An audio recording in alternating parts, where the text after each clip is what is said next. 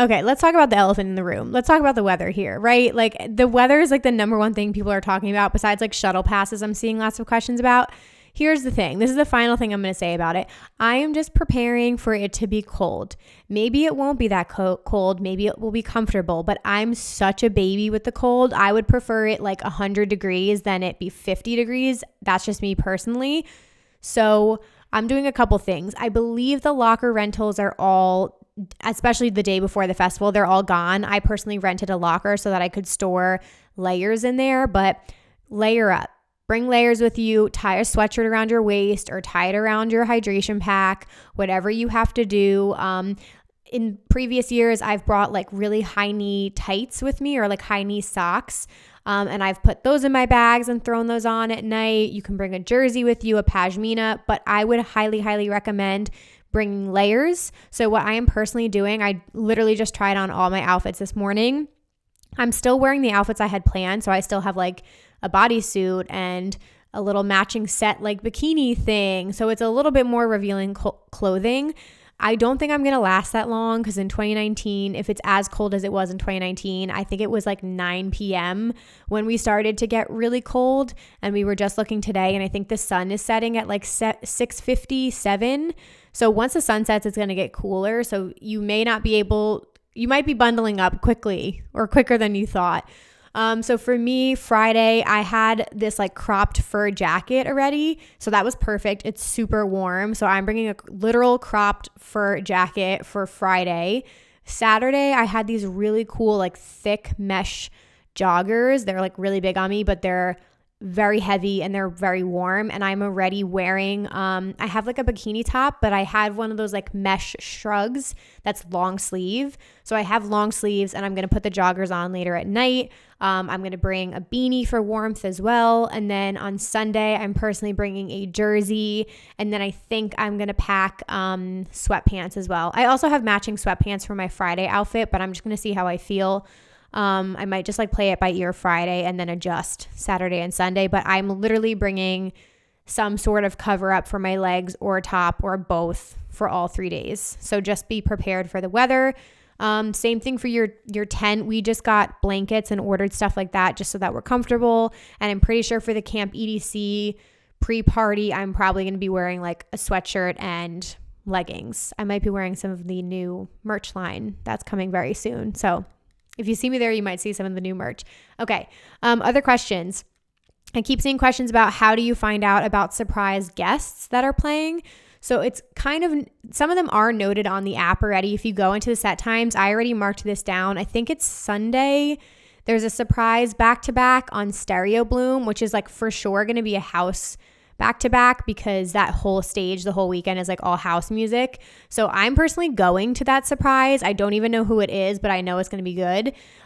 Usually you'll get push notifications from the app, so have them turned on and it'll be like, in 2019, it was like Skrillex is about to make his first appearance at EDC in like 5 years at Circuit Grounds, and everyone ran over there. Some of the artists do tease things on social media beforehand too. So I would recommend joining the EDC Las Vegas Reddit group because usually they're on top of that shit because they're a bunch of sleuths. So you'll find out somehow, either through social media or through the app. Shuttles. Can you switch stops? So I've been getting a lot of questions about shuttles.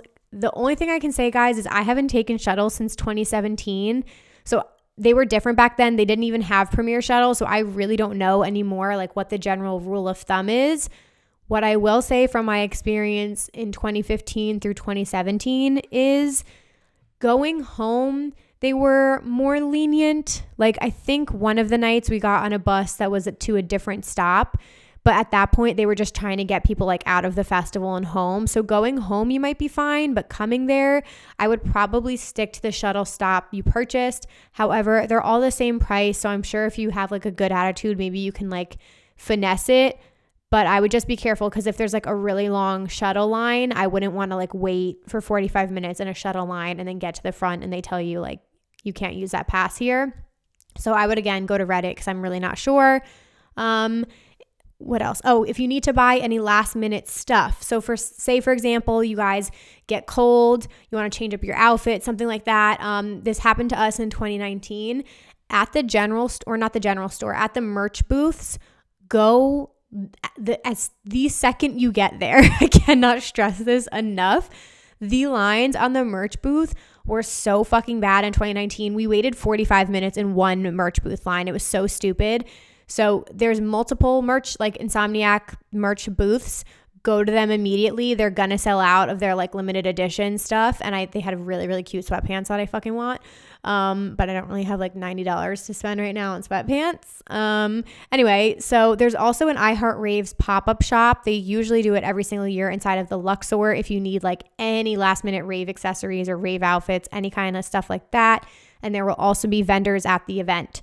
So there's so many different rave companies like selling accessories, clothing, like all kinds of gear, all that good stuff at the festival. So you can always buy a fan, you can always buy earplugs, like whatever you need there.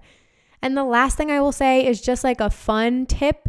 I know there's not a lot of time right now to make anything, but I highly recommend bringing like surprise gifts to give away to people, because that's one of the best parts about EDC. People sometimes give out like business cards that say really nice sayings on them, or like, again, you can make special candy. I've had, I always get something special for my Rave fam. So I'm not going to say what I got this year, but I got like a funny gift that I will take out at the exact right moment. But in the past, for my Rave fam, I brought like these light up mouth guards that you would put in your mouth, and if you like bit down, it would like light up in your mouth. So I got like that for my Rave fam one year. What else have I brought? I've done like surprise perlers and stuff like that. People give away like different fun, like cute little gifts. So I highly recommend doing something like that you can just like hand out and spread joy to people at EDC. So those are all of my tips, you guys. Those are all of my EDC Las Vegas plans.